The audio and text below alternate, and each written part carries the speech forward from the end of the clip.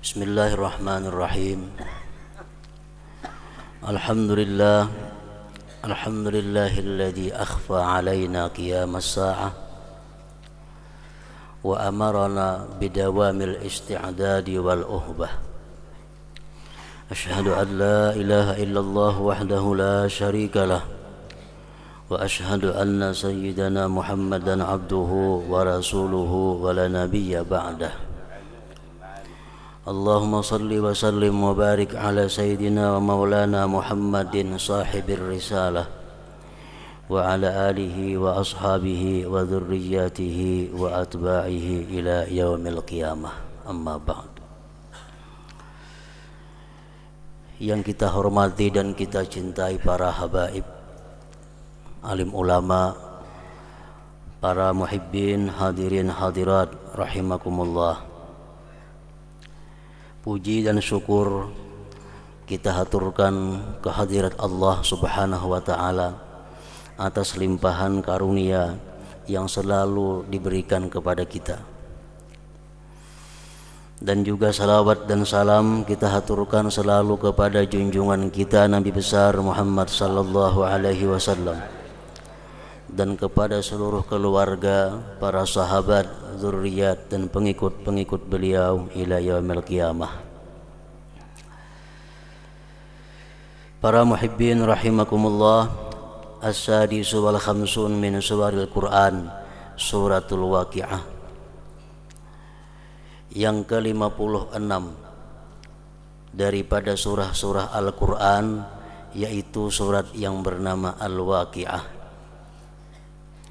Makkiyatun, surat Waqi'ah ini diturunkan di Mekah.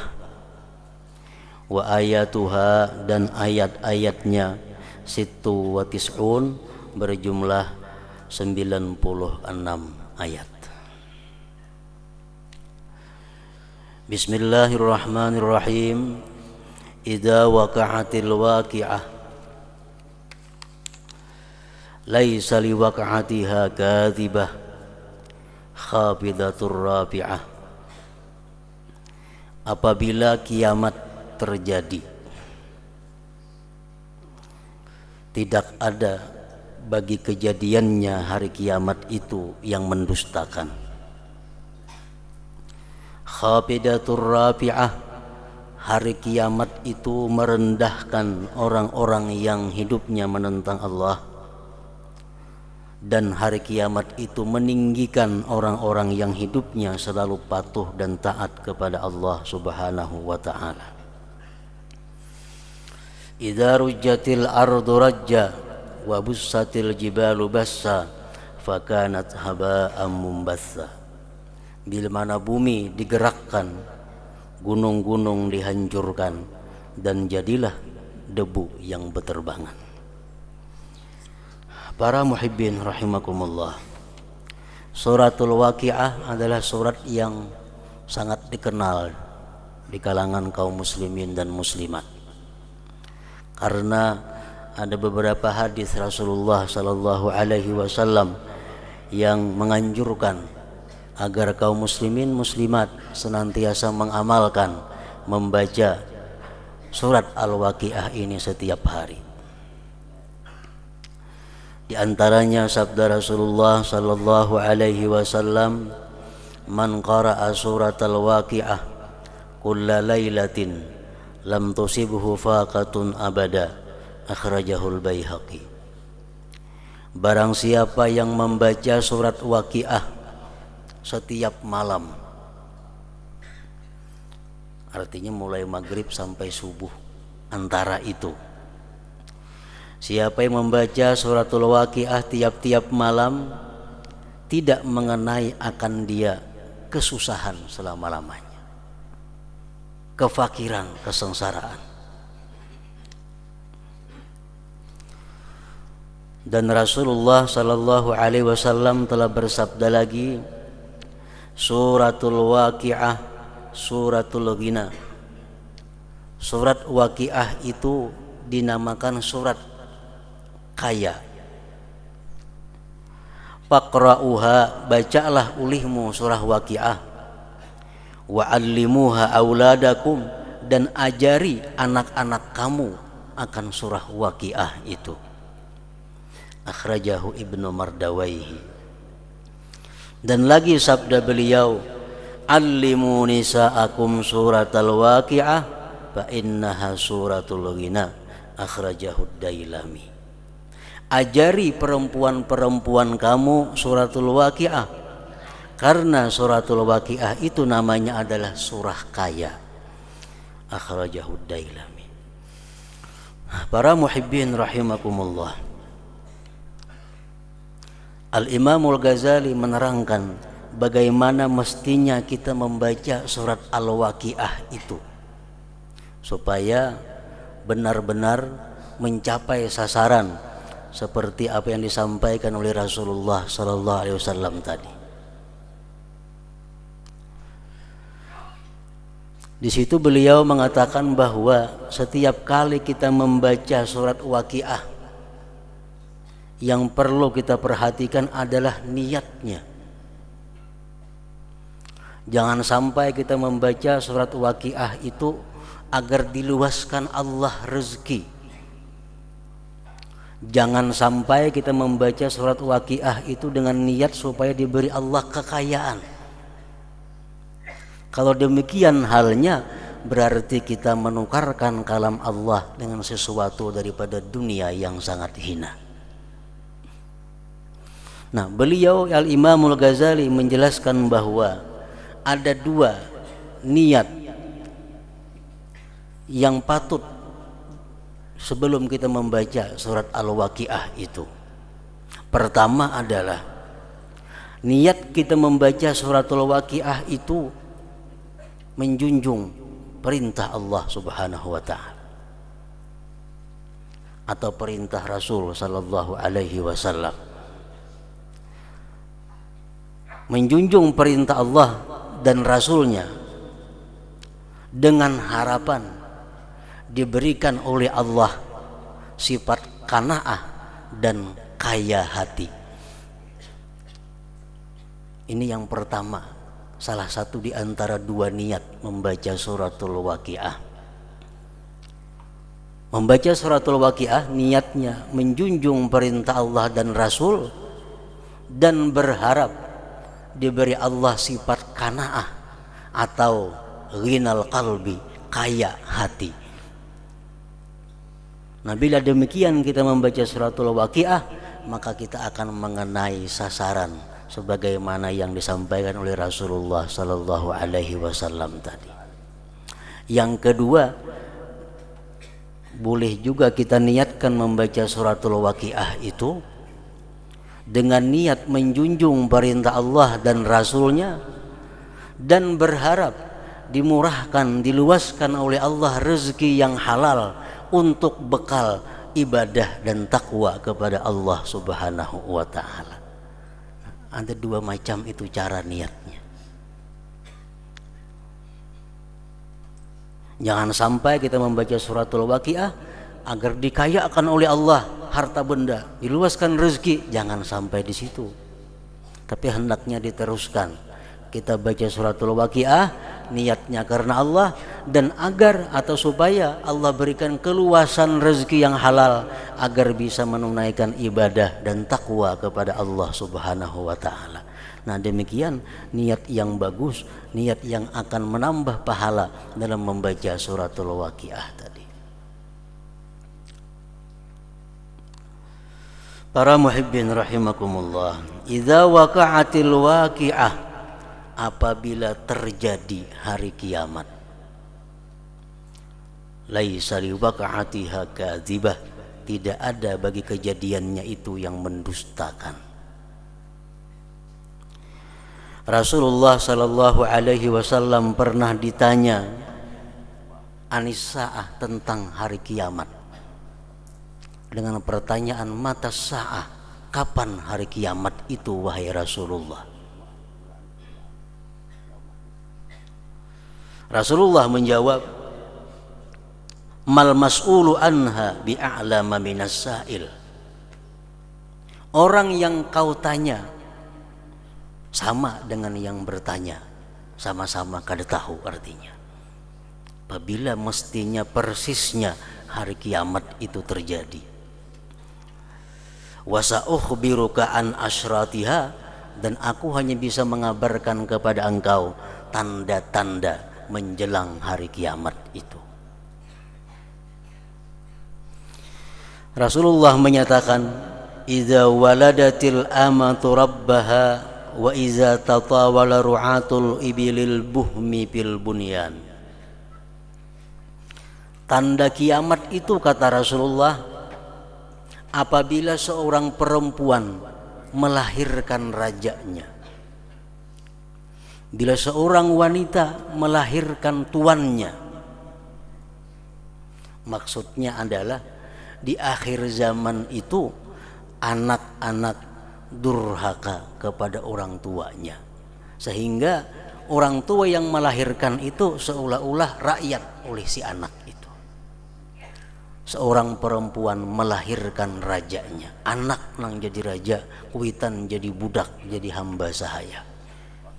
Artinya di akhir zaman menjelang hari kiamat itu, kata Rasulullah, anak tidak segan lagi memerintahkan kepada orang tuanya untuk berbuat melakukan sesuatu. Orang tua dijadikan pembantu, orang tua dijadikan budak, pelayan bagi anaknya. Ini yang dimaksud dengan idza waladatil amatu rabbaha. Bila sudah demikian, itu berarti kiamat itu sudah dekat. Yang kedua, kata Rasulullah, tandanya wa idza tatawala ru'atul ibilil buhmi fil bunyan. Apabila orang-orang desa, orang-orang dusun sudah berlumba-lumba untuk bermegah-megah membangun rumah, membangun bangunan. Rumah-rumah mewah sudah banyak di kampung-kampung. Rumah-rumah yang bagus sudah menjadi merata di perkampungan. Orang kampung, orang dusun berlumba-lumba membangun rumah yang mewah. Itu pun akan terjadi, kata Rasulullah, menjelang hari kiamat itu. Wa fi riwayatin ukhra an asyratiha, dan dalam riwayat yang lain Rasulullah sallallahu alaihi wasallam menyebutkan, menjelaskan tentang keadaan manusia atau keadaan masa sebelum hari kiamat terjadi. Antara lain, selain daripada yang dua tersebut tadi, kata Rasulullah, yang artinya zuhurul fajiri alal munsifi, menangnya orang yang jahat atas orang yang baik, menangnya orang yang fasik atas orang yang adil, atas orang yang saleh, menangnya orang yang zalim atas orang yang adil. Orang yang baik selalu dalam posisi kalah, orang yang jahat selalu dalam keadaan menang. Contohnya umpamanya pemilihan pembakal kepala desa, supaya mengerti. Calon pembakalnya ada yang kada penyembah, yang orangnya pemabuk, calonnya ini penjudi. Nang saya kong calonnya penyembah, yang orangnya saleh, orangnya penuntut ilmu. Kayaknya sampai harinya pemilihan pembakal kalah tuh nang salehnya tuh. Nah ini nang manang di kampung-kampung mana-mana aja kayaknya, hingga orang nang macam itu nang manang. Bila nang baik hingga kalah. Ini menjelang kiamat. Zuhurul fajir alal munsif.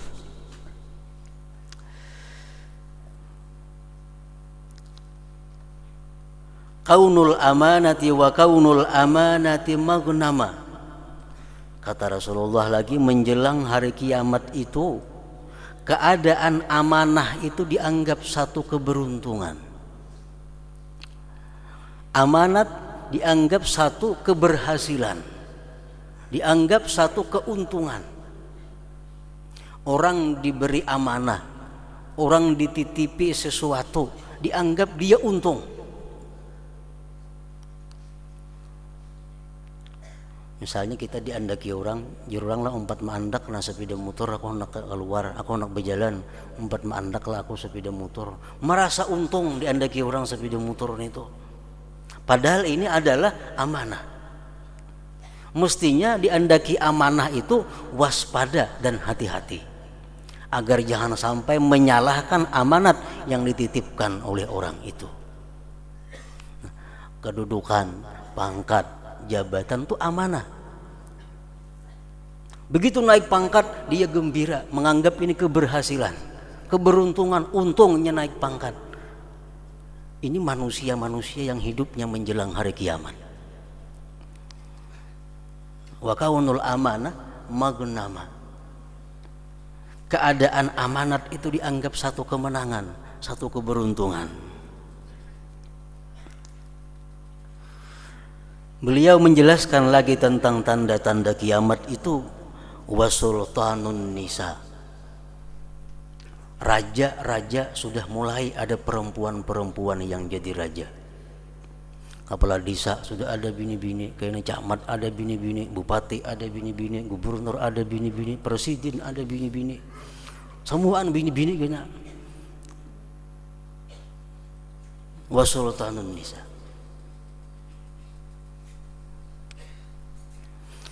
Wa zuhuru auladil baghiyah, dan timbulnya, nampaknya anak-anak zina.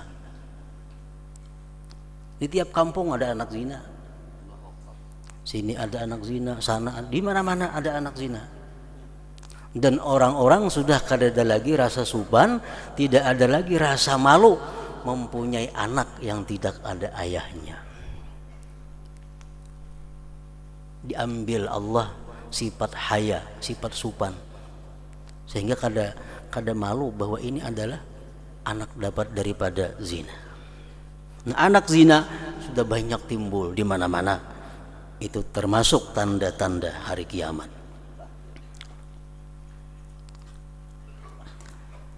Wa fusyul ainah, tersebarnya kelakuan atau praktik ribawi. Riba mulai di perkotaan sampai di paling dusun sudah masuk riba. Dulu orang kampung dusun kadang mengenal riba, menghutangi duit lillahi ta'ala, menghutangi. Maniru gaya orang kota, orang kampung umpati bila berhutang 1.000 bayar 2.000. Nah, pusuwul ainah, di mana-mana sudah merata riba itu.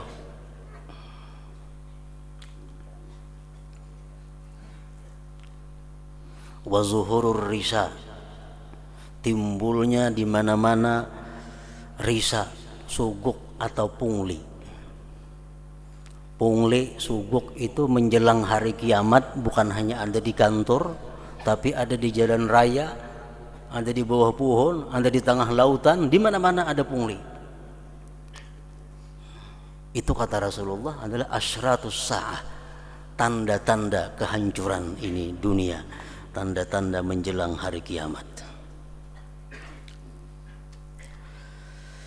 Wa kaunul masjid muzakhrafa, masjid-masjid itu dimegahkan walaupun duitnya beintaan di jalanan, asal megah. Tanda hari kiamat. Masjid yang bagus, bangunan orang baru dirubuh karena potongannya kada sesuai zaman. Ganti masjid yang megah, berlumba-lumba memegahkan masjid. Itu termasuk daripada tanda kehancuran masa, tanda bahwa menjelang hari kiamat demikian. Wa syuribatil khumur, dan diminum arak. Arak yang dulu dilarang, di mana-mana diminum orang arak itu. Wa tarkul amri bil ma'ruf wan nahyi 'anil munkar, dan amar ma'ruf nahi munkar itu ditinggalkan. Ini yang paling sulit dihadapi oleh umat Islam, oleh kita-kita ini, tentang amar ma'ruf nahi munkar.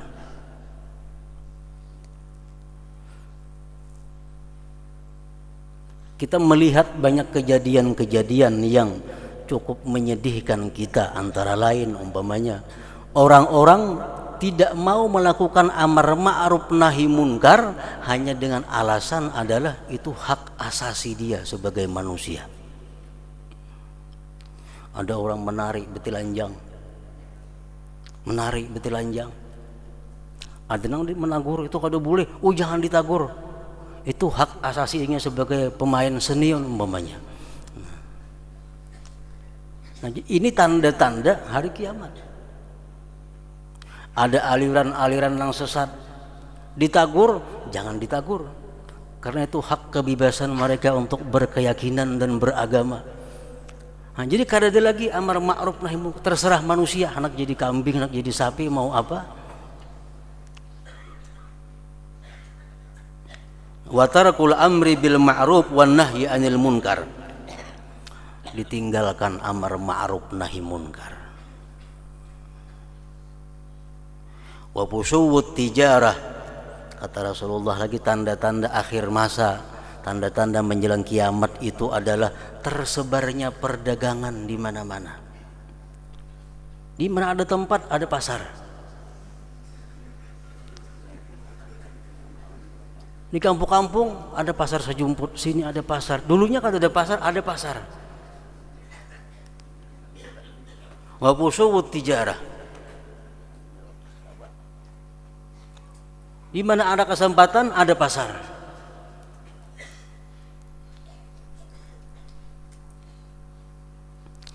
Wa ayyattajir ar-rajul wa imra'atuhu jami'a, dan bahwa berdagang seorang laki-laki bersama-sama istrinya. Turunan katuko laki binian. Dahulu kada ada itu. Laki-laki aja berdagang, bini di rumah. Kalau menjelang hari kiamat, nang bini berdagang, nang laki berdagang, kedua-duanya sibuk berdagang. Wa ayyattajir ar-rajul wa imra'atuhu jami'a, bahwa berdagang laki-laki dan perempuan kedua-duanya.